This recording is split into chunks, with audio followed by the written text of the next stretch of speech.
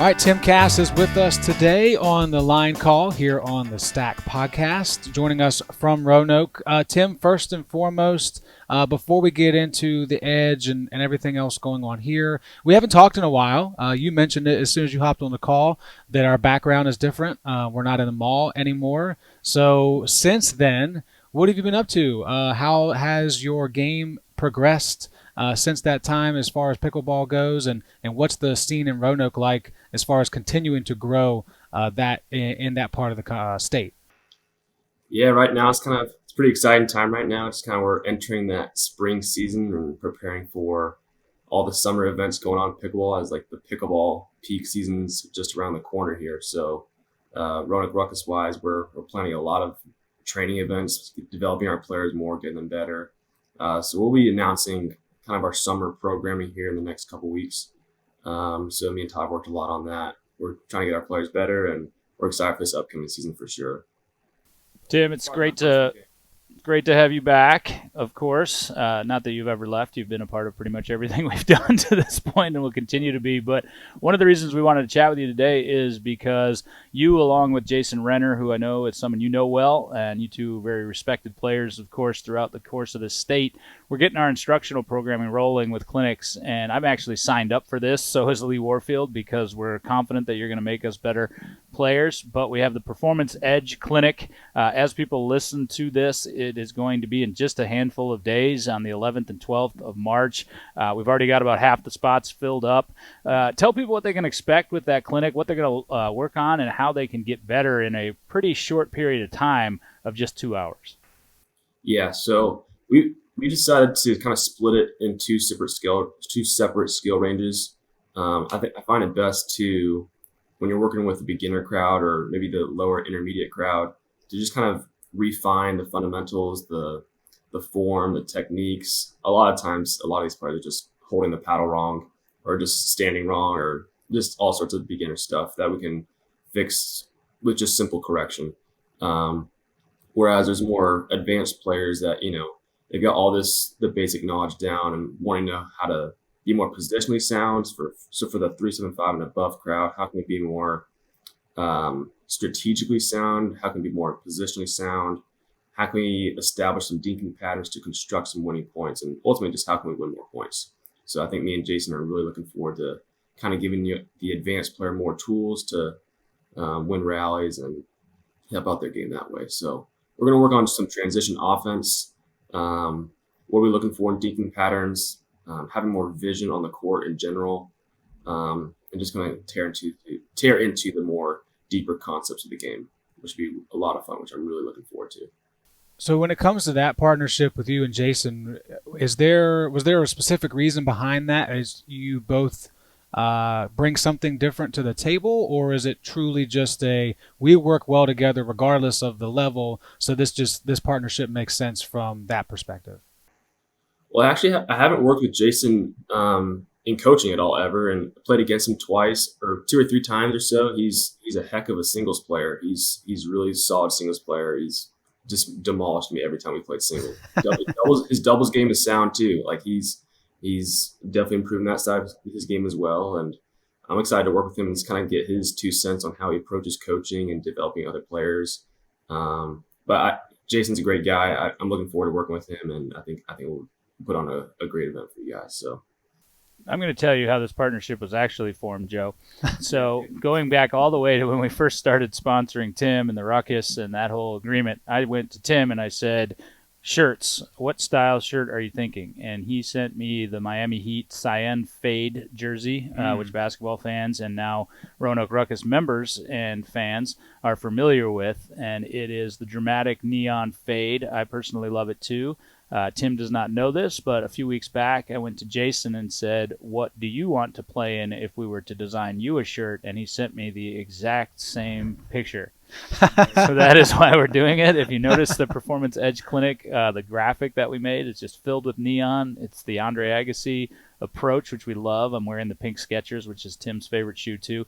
No, it's two phenomenal players that approach the game a little bit different. I think that put together is going to create that great blend for clinics, and that's really what we're doing right now, is creating some pairings within our coaching staff that we think are going to be dynamic. This is the very first one that we thought of. We've got some, of course, individual programs with Jonathan and Lynn, and we've got more and more of those coming out here soon. But Tim, from a just player perspective, we sit and kind of talk regularly about, wow, here comes this tournament, or here was that merger, or that partnership fell apart.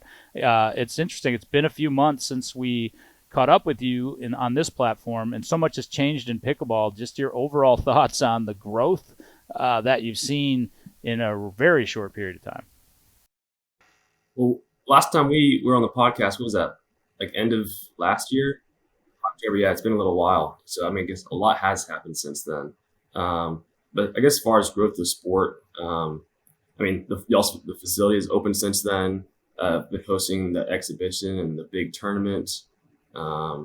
Just a lot of other news in the state of just Virginia, really just new facilities opening up. And it's crazy how fast everything's growing, and all these new clinics are happening, and it's really exciting. People want to get better, especially this time of year, and getting ready for the summer and traveling, and it's going to be a great time. So, of course, it being a new year for the calendar, it's also a new year for pickleball. As John was mentioning, the sport itself, especially from the professional level, it's begun, and there's been a couple larger tournaments along with the quote-unquote smaller tournaments.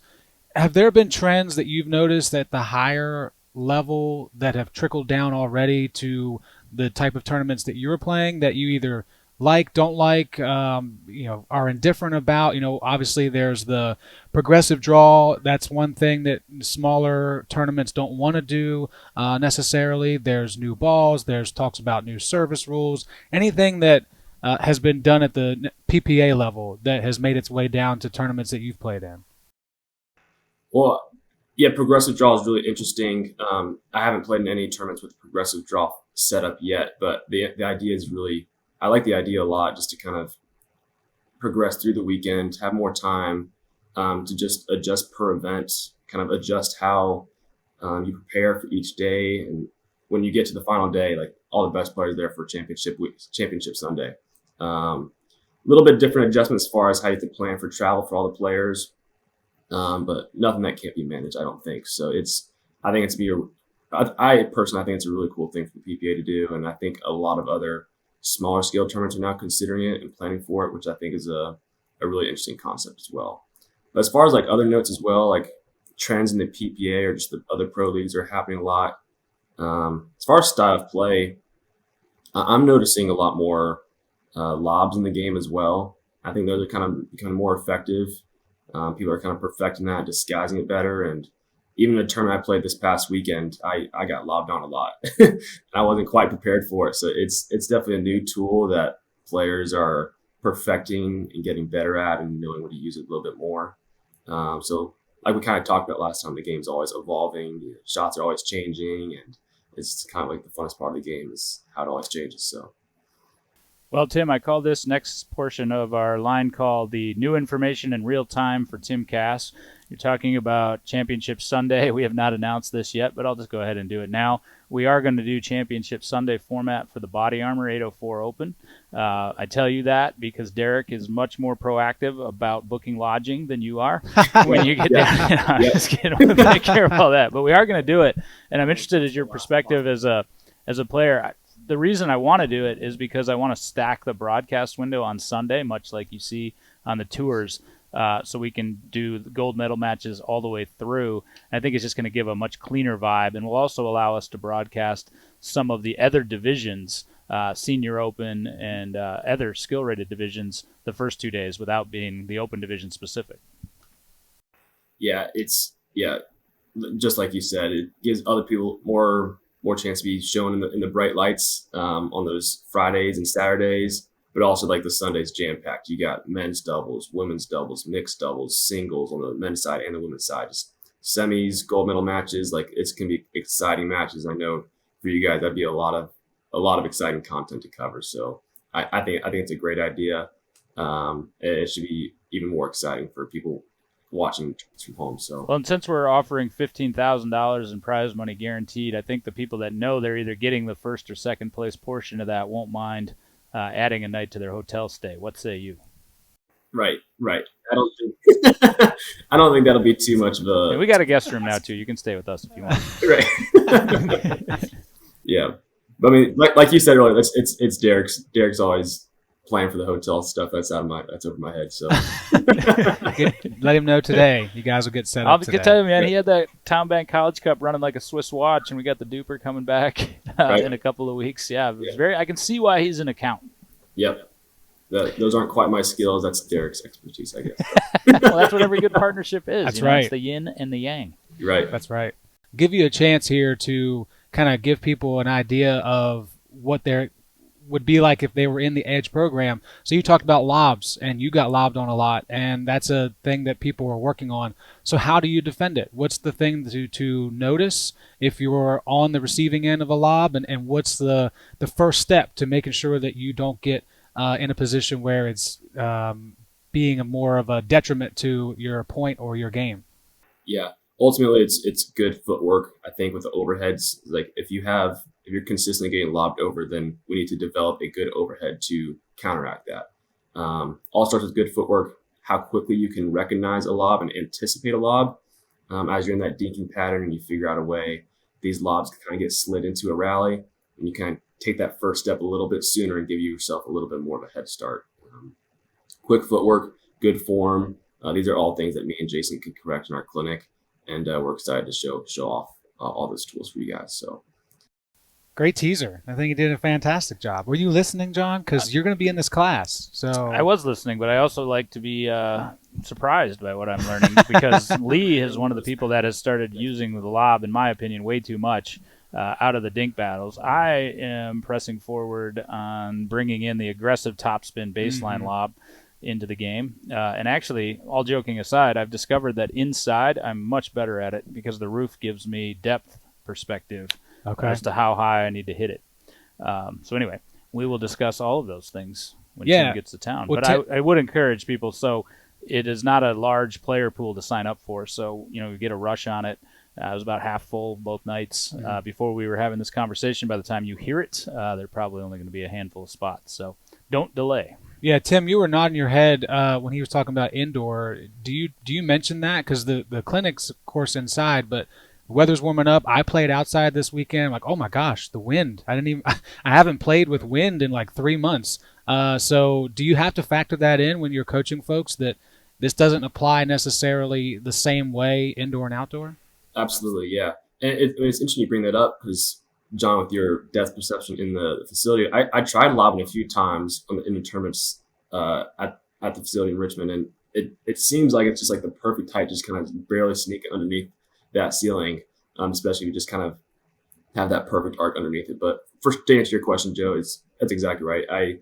If it's outside, a little bit of wind, these are things you have to keep track of as a player. If you got a little bit of side wind, then we got to adjust the other way, or it's just too risky to do altogether. So these are things I definitely approach differently, whether it's inside or outside. But most indoor places don't have the clearing to do a lob at all. So there was a facility I was once coaching at where it was like maybe 15 feet of clearance. It was just impossible to do a lob at all. So it just depends where you're playing, and I kind of approach different with how I would coach it. So. That works for me. That's a heck of a lot of knowledge. And if you weren't sold on this program, those that are listening, hopefully you're more sold now. Head over to the website, head over to social media where the links are. Sign up for this and be taught by some local guys that'll be around too. This isn't a come in, they help you out, they leave. Like, you'll be able to play with Tim and Jason beyond the edge as well. Tim, thanks so much for your time, buddy. Wish you the best of luck on the tournaments that you've got coming up as well, and we'll be seeing you around these walls in a short bit of time. Sounds good. Thank you, guys. Appreciate it.